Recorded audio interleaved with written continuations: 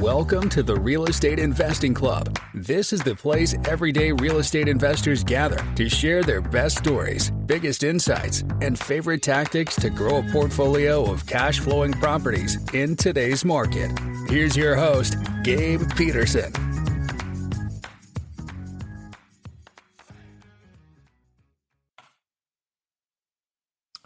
All right. Welcome back to another episode of the Real Estate Investing Club. Today we have Chris Larsen with us from Next Level Income.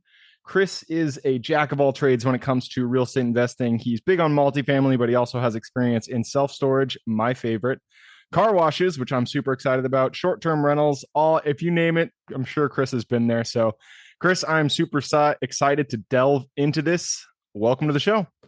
Gabe, I'm excited to be here. All right. I told you before we got on here, we like to start with stories. We like to hear how people got started. So why don't you take us back to the beginning of your story? How'd you get started in real estate?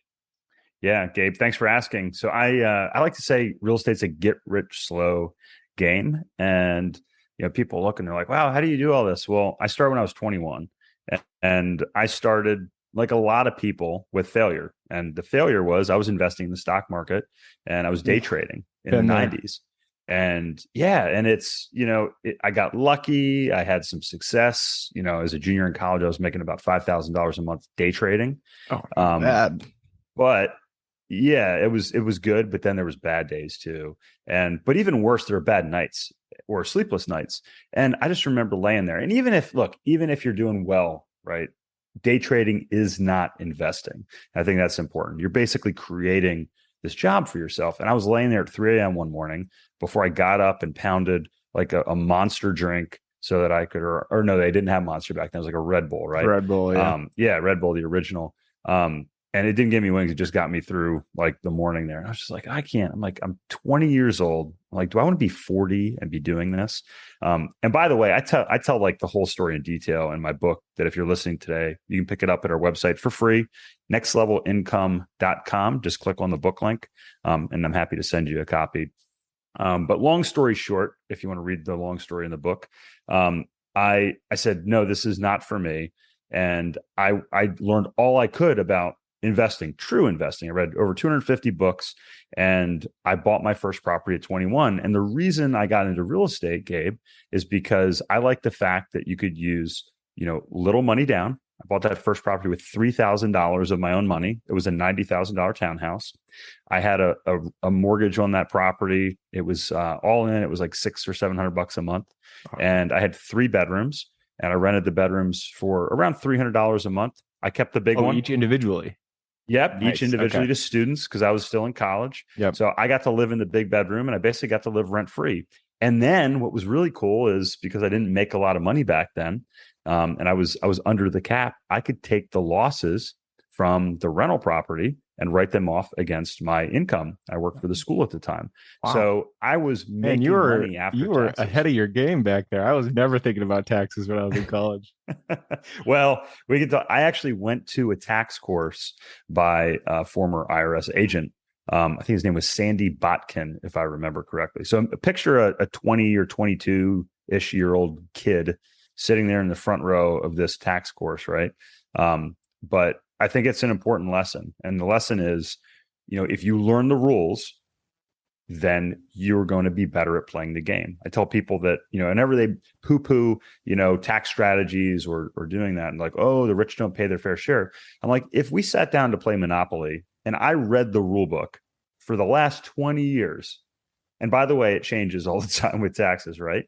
And then I have strategists on my team. And that I said, are you going to say that's a fair game? It might not be fair if you don't learn the rules, but certainly, I learned a lot from going to that course. I forget how I heard about it.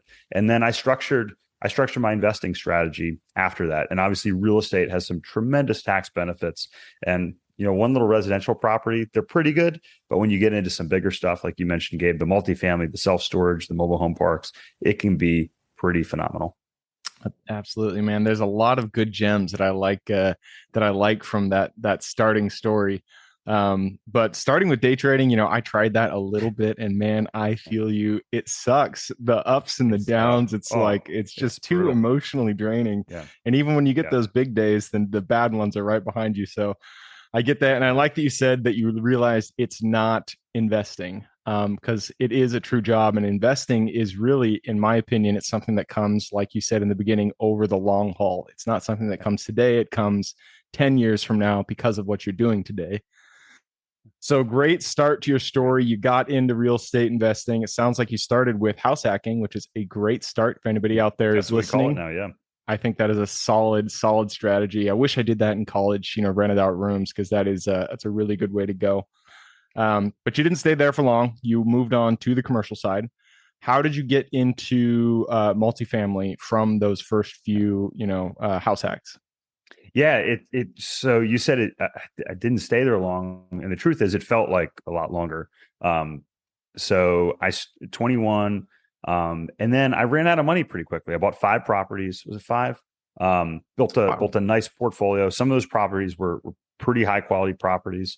Between 500,000 $1 million properties. So pretty solid properties. Wait, were you still in college at this point? No. Okay. So to do that, I had to get a job, right? Because I ran out of capital.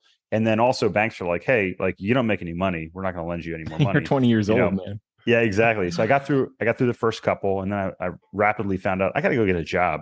So I actually got my real estate license. I was working for State Farm, but ultimately, one of those 250 books I read was a book, and it was like 100 ways in how to make 6 figures, like 100 ways to make over $100,000. And I said, all right, what am I interested in? What have I done? What do I have a good skill set around? And sales kept popping up in these books, and these, like everybody is like, hey, you can make a lot of money if you're in sales. So I was fortunate working for State Farm. The agent I worked with, he introduced me to a friend of his that was in medical device sales. And my engineering degree is in biomechanical engineering, which I rapidly learned I did not want to be an engineer, because I didn't really like the idea of sitting behind a computer, all day. Well, when I found out about this, Gabe, I thought, wow, this is really cool. I can interact with surgeons. I can interact with the technology, and I can make good money. And I found out how much he made. I was like, wow, I can be accredited. And that was one of my goals at the time, was to find a career where I could be accredited, to have access to these investments that, only the accredited had, which I learned from reading Rich Dad, Poor Dad around that same time. And so I put my head down and I said, all right, I want to make as much money as I can. I want to get to be an accredited investor. So after I bought all these properties, I put my head down. I said, all right, I'm just going to make as much money as I can and start paying these properties off until I'm accredited. And it took about 10 years. I was about 30 years old. I'm kind of going from, that 21-year-old mark. And I picked my head up, had 2 kids at this point, and I looked at my portfolio of single family rentals, and we've been through the Great Recession. Fortunately, I'd stopped buying in 2005.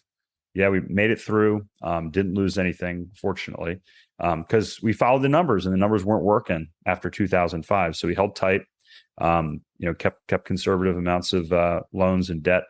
And then I looked at the numbers, and at this point, I have an MBA in finance, and I'm getting about a 7% cash on cash return on my equity. So my return on equity. And then now that I'm accredited, I don't get all these great tax benefits that I used to get. So lo and behold, I'm making about 4% cash on my equity after tax.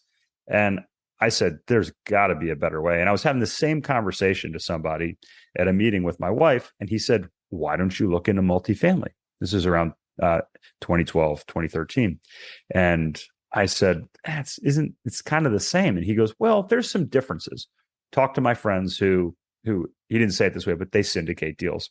So I spoke to them, met with them, and I was like, whoa, the demographics, which I write about in my book, the cash on cash returns, the total returns, and the tax benefits, and the fact that I could sell these residential properties, Gabe, that I manage myself and get higher returns in a passive investment were very appealing. So it took me less than 2 years, and we sold all those properties. Everything went into commercial real estate, and loved it so much that built a strategy with my first partner where we began syndicating these deals about 3 years later. Perfect, man. I love it. That is it's a good, solid trajectory going from, starting out house hacking, buying those single families, and then kind of getting into the world of multifamily. That's pretty good. And I like that once you got there, it's interesting that tax benefits were one of the catalysts and the motivations for you to get into multifamily, because I didn't know about any tax benefits until way after I was into commercial. So what were like the biggest from the tax side? What were the biggest benefits that kind of drew you into it? Yeah. So I think, look, just from a real high level, one of the nice thing is multifamily apartments are classified as residential, and residential real estate, according to the tax code, depreciates on a straight line 27.5 year basis. So you get an advantage with multifamily over, say, just like your typical commercial property, which depreciates over a 39-year period. So you get more depreciation quicker. Yeah.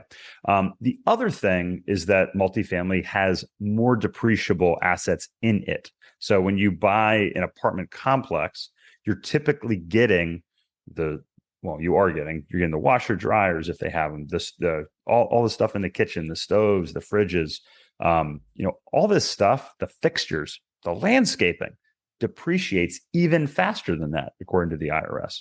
And then we had this wonderful stroke of a pen through Congress in 2017, where they said you get more acceleration with this bonus depreciation concept. So they didn't have that, when I kind of set out on the strategy. But I said, you know what? Ignore all that. If you take commercial real estate and I can get tax-free income, I can then take my gains and roll them forward through a 1031 exchange and delay paying taxes. So if I take $100,000 and turn it into $200,000 and then reinvest the $200,000, I show in my book how that is a massive difference over just a 20-year horizon. And look, if you're investing over less than a 20-year horizon, that's a fairly short schedule, in my opinion. So I think real estate is superior when you look at 10, 20 years, a lifetime, or even generational wealth, which I also talk about creating in my book. And I said, what is a superior strategy that I can learn today that's not going to be wiped out like my day trading strategy by an algorithm and computers tomorrow? And I can teach my children that, and I can repeat it. So you said, hey, Chris, you've done a lot of stuff. The thing is, it's all based on this value add strategy that I originally employed in multifamily. And the cool thing is you can do that with one house. You can do it with an apartment complex. You can do it with self-storage, which I also love, Gabe, that you mentioned. You can do it with mobile home parks, and you can even do it with car washes. Yep. Yeah, I was going to say you didn't, there's all those benefits. You didn't mention forced depreciation for getting a property undervalued, adding the value to the property, and then making it a higher value. There's so many different benefits to real estate, which is why I love it. So you got into multifamily, you realize the benefits. You guys have been going down the multifamily path for a while, and now you've kind of branched out. You already mentioned self-storage, car washes. I want to talk a little bit about those. I guess we'll start with self-storage because that is kind of my bread and butter over here. So what kind of brought you into self-storage?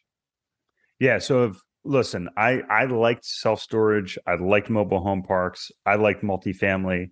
I even looked before we invested in our first multifamily deal, we syndicated our first multifamily deal at buying a car wash. So I liked all these strategies back then. It just so happened that that was the strategy that we chose to go into. Yeah. I think the wonderful thing is if you build your business around a value add strategy, which incorporates that forced depreciation that you mentioned, Gabe, you can really drive the value. So for me, going from a residential portfolio to multifamily, the demographic benefits, when we looked at this, I just put a podcast out that talks about kind of the updated data, how we need another, around about 4.5 million more units between now and 2035. Those are some really nice tailwinds.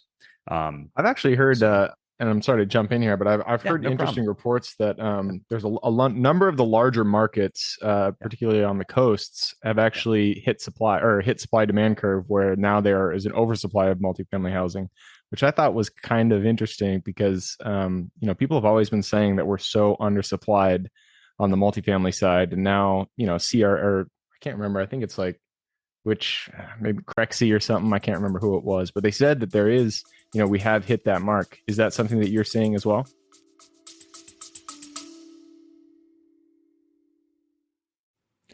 Before we continue on with today's guest, I want to tell you guys about a community I'm launching on School to help investors like yourself grow your own portfolio. In this community, you'll get access to all the docs I use, all the systems I've built, everything I've used to grow my own portfolio, as well as instructions and guidance on how to get out there and find great deals, how to finance those deals, and then how to manage them for great returns. Since we're just launching it, the price will be set at a measly $20 per month, and whatever price you join at is the price you'll have for life. We will be increasing the price as the group grows, so if you're at all interested in growing your portfolio along other investors, now is the time to join. I will put the link somewhere in the bio or on our podcast website at therealestateinvestingclub.com, so if you are interested, head on over there. With that said, let's get back to the podcast. So it is, look, there is the macro picture, right? So we're talking about the country as a whole. Yep. About a third of those units are needed in California, Texas, and Florida.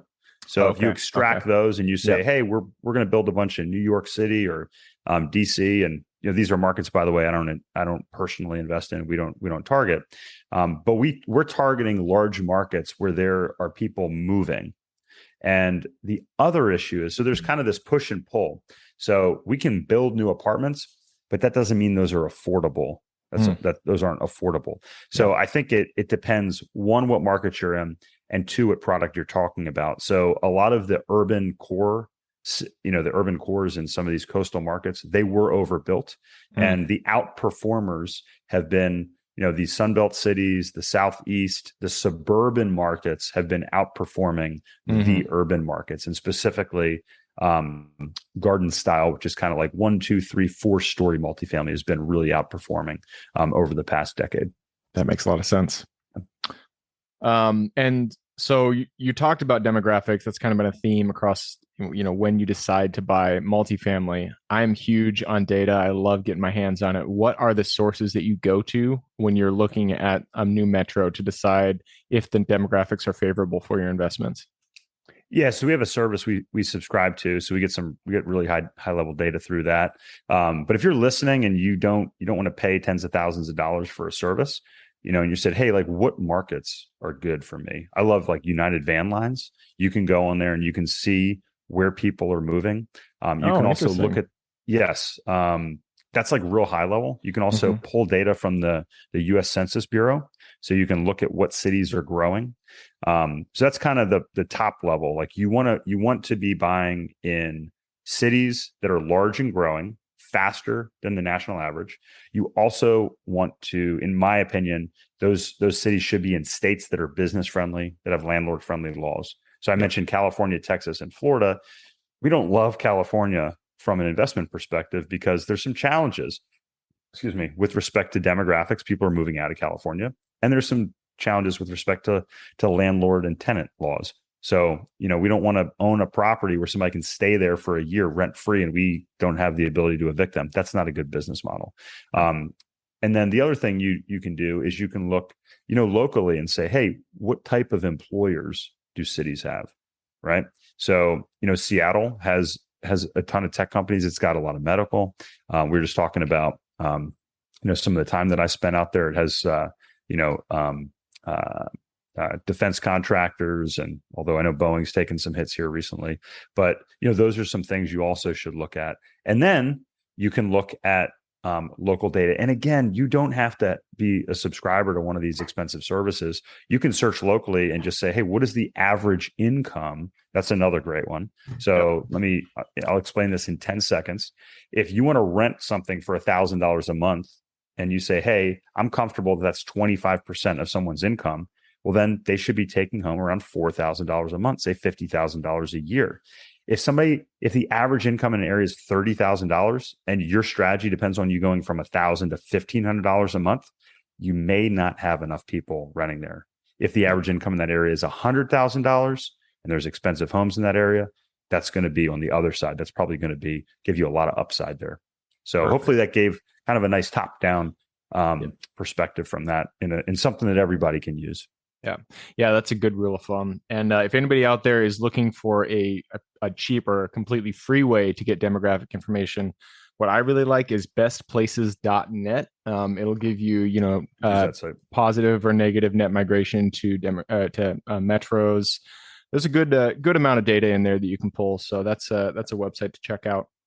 I did Love take that. a look at the clock and we are running through our time. But before we move on, I want to talk about car washes because I told you All before right. we got on here. When I mean, ever since I think I was in high school, I just loved the idea of a car wash. I don't know why. I love going through them. They look like a fun business. They looked They easy to are run. fun. Yeah, Yeah. exactly. But a few guests have come on here and thrown shade to car washes. So why don't you give us the good about car washes? Because I know you like them. So tell us, why'd you get into them and what do you like about them? Absolutely. So I think, listen, a lot of people have gotten into Airbnbs in the short-term rental space here in the past couple of years. They're like, hey, I'm just going to buy a house and I'm going to run it and rent it out short-term and do really well. Well, guess what? They haven't done so well. The top 10% have continued to do well, though, and do even better than they were. And the reason is the top 10% are running their short-term rentals like a business. If you buy a car wash and you say, hey, I'm going to buy this piece of real estate, I'm just going to rent it out. Car wash is a business. So let's not conflate the two. Let's not pretend like we're buying car washes and running them like a multifamily property. And that's a great point. The point is you can't just take an operator off the shelf like you can with multifamily and plug it into a car wash. So we built an operational team. Here are the reasons why I like car washes, Gabe. First off, people are leaving the driveways. People typically don't wash their cars. When I do webinars and I have 20 people on, I say, hey, how many people here wash their own cars? Usually about 2 hands go up. And then when I say, do you actually wash the car yourself? And then one goes down and they say either one of two things. No, actually, my kids washed it for me, or no, I pay somebody. And I'm like, well, I didn't ask you, does your car get washed? So it's funny. But not a lot of people wash their cars. They prefer to leave and have it professionally washed. We focus on the express tunnel model. And the reason is the ones you drive through, right? The ones you drive through, or more specifically, so that you get pulled through, right? Yeah. Yeah. And they got the colors in them. Private equity is moving into this space. And the reason is we have about 15 years to build to capacity for this model. Also, it has a monthly membership model. So you have monthly recurring revenue, which is great, right? So it doesn't matter if you're in Seattle and it rains, you're still paying your $30 a month, 20, 30, $40 a month, whatever it may be. The profit margins are pretty terrific. Typically 40 to 60% are the profit margins on here. Wow. And yeah, so if you buy the right type of car wash, we prefer the express tunnel model. If you have the right operating team in place, and you typically have 3, 4, or 5 people that are running one of these express tunnels, and you train them and typically reward them with compensation that is above the industry average, they should perform for you. So we've gone in and we've rapidly expanded monthly memberships in the locations we've bought, which again has that same effect with the forced appreciation. And then the last piece, Gabe, is that we're typically able to we're able to buy and then sell at about a 50% premium when we package these washes together. And the reason is only about 15% of the industry is owned by owners with 5 or more locations. So this is largely a mom and pop operation, right? So you have a lot of mom and pops. They're not accounting properly. They may not be staffing properly. They may not be optimizing the chemicals, the spray angles, the spray time, the sales, all of those things that we can come in and we can use to increase the net operating income, force the appreciation higher, package them together, and arbitrage the difference between our entry and exit price. And those are reasons why I love the space. But it's not as easy as buying and renting out a single home. It's definitely a business, and you must have the right operating team and the right operator. One, if you're going to do it, and then specifically as well, if you're going to invest in these. All right.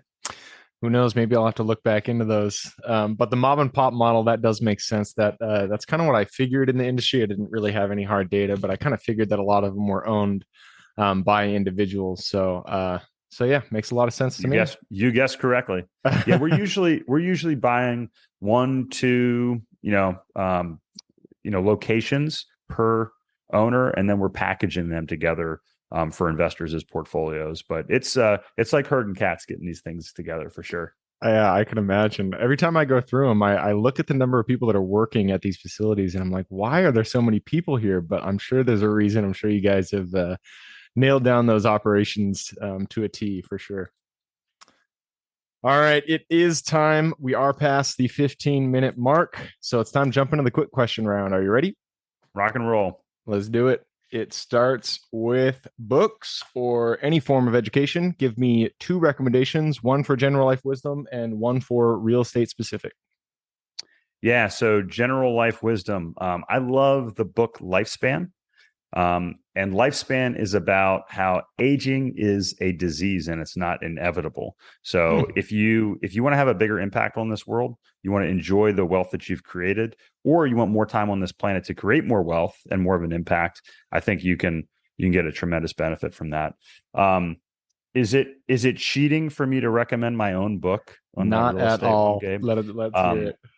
Yeah. So again, nextlevelincome.com. If you click on the book link, I'll send you a copy of my book. And I go through the value add strategy that we employ in multifamily. But again, you can use a similar strategy for everything we've talked about today. All right. And I will put that, well, this will be the last question, but we're going to give a little preview here. I'm going to put that URL in the show notes. So if you guys want to get the book, just click a little more in the description. And in there, you can find that URL. I'm going to move us on, though. Next question is for your younger self. So if you could go to the Chris, who, let's say it's 11 p.m., he's freaking out about the trade he just made. Go to him, look him in the eye, give him one piece of advice moving forward. Yeah, so it would be don't be afraid to ask for help. All right, that's a good one. I got a lot of help, but I should have asked sooner. And look, if you're listening, ask for help. People out there love to help, especially those that have achieved success. Yep, absolutely. And it is amazing. You don't know what you don't know. I feel like that's really good advice because it's so true. Yeah. And so if you just ask somebody who's even one step ahead of you, they might have really good advice for you. So definitely reach out to me. I'll give my email at the end. You guys can always reach out for advice, which leads us to the next question. This one is the United States. It's a big place, a lot of square miles out there, a lot of places to invest. So give me one metro, one city that you are most excited about investing in today. Ooh, that is one city. Listen, I moved to Asheville, North Carolina, and I hope a bunch of people don't move here after I say this, about 15 years ago. And the reason is North Carolina was growing, the Southeast was growing. But Asheville was kind of this little gem with this high quality of life, lower cost of living. So I love it here. We still do deals here. We still have people moving here from all areas of the country. And if Asheville isn't your cup of tea, you can use the same type of strategy to find like the next hot spot in the country. Look for a place that people are moving. Look for somewhere that has maybe a slightly lower cost of living, higher quality of life, and something where if you look out 10 years, it's going to explode. And then go on that local website and they will tell you where they're devoting their infrastructure dollars. So that's exactly what I do here locally. I just look and see where the city's focusing money, and then I buy there, and then I go on to the next place a few years later. That is really good advice, and not a lot of investors come on here and figure this out. It took me until I was doing a deal in Missouri or something, and I actually went to the local, economic development panel, and I had a conversation with them, and they told me exactly what they wanted. And so you guys, if you're thinking about a deal, go talk to the people in the city council. They can actually tell you what they want their city to look like. And there's a lot of, red tape that will be cut if you're trying to do what the city wants you to do. When they probably even have a plan on their website that says, hey, 2030 vision, here's where we're going to spend money over the next 5 years and where you should buy real estate. They don't say that part, but that's exactly what you should do. But you can interpret it that way for sure. Yeah. All right, that leads us to the next question. This is second to last question. It's about tools, because tools are the backbone of our businesses. So point to one tool you could not live without. I love my Calendly application. And the reason is, I think, listen, I mentioned lifespan, right? Time is our most precious asset. So if you've already figured out how to block your time, then you need to figure out a way to automate the ability for people to get in touch with you and maximize your ability to do that. Whether you're an athlete, you're professional, whatever it is you're doing, a performer of any type, you need to maximize your time. So I love the ability to have people go on scheduled time at my convenience and their convenience. And then we can coordinate things like we did this show, Gabe. There you go. You're actually the first person to say Calendly, but I think it's a great tool because I'm a calendar freak, man. Yeah. Yeah, my wife makes fun of me. Like my calendar is like, oh, it's time to shower.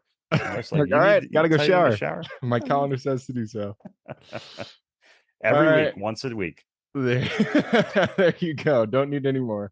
All right, that leads us to the last question. You've given us a lot of good advice, so thank you for coming on. I'm sure people want to reach out. You've already mentioned your URL, but say it one more time. What is the best way for people to get in contact with you? Yeah, nextlevelincome.com, www.nextlevelincome.com. And also my personal email address on there is chris@nextlevelincome.com. If I've mentioned anything, you want to reach out to me, you have any specific questions or anything that I can help you achieve your next level in the real estate investing world, please let me know. Perfect. All right, so that wraps it up. If you guys want to get in contact with Chris, just click that link, as I mentioned in the show notes, nextlevelincome.com. And as I said, sometimes I slip over my words. As I said, that wraps it up. Chris, again, thank you very much for hopping on the show today. Gabe Peterson with an E. It's been a pleasure. All right. And for everybody who's here with us today, thank you guys for showing up. You are the reason we do this. So if you have any questions whatsoever, reach out to me, Gabe at therealestateinvestingclub.com. Other than that, I hope you guys have an absolutely fantastic week. Keep rocking real estate, and I look forward to seeing you on the next episode. All right. Before I officially sign off, I have a quick announcement to make. If you're interested in becoming a passive investor in one of my deals, my own company, Kaizen Properties, is looking for capital partners for our upcoming projects. We invest in what are known as recession-resistant assets, mainly self-storage facilities, mobile home and RV parks, and industrial properties. If you're interested in investing and would like to learn a little bit more about my company, our investing criteria, and some of the previous projects we've done, go to the Real Estate Investing Club podcast at therealestateinvestingclub.com and scroll all the way down to the bottom of the page. Click on the Invest With Us button. That'll pop up the investor form. Fill that out, and we will reach back out to you as soon as we can. Or if you prefer a little bit more of a personal touch, you can reach out to me at gabe@therealestateinvestingclub.com. So really, that is it. Again, it was a pleasure hanging out with you guys during this episode, and I look forward to seeing you on the next episode.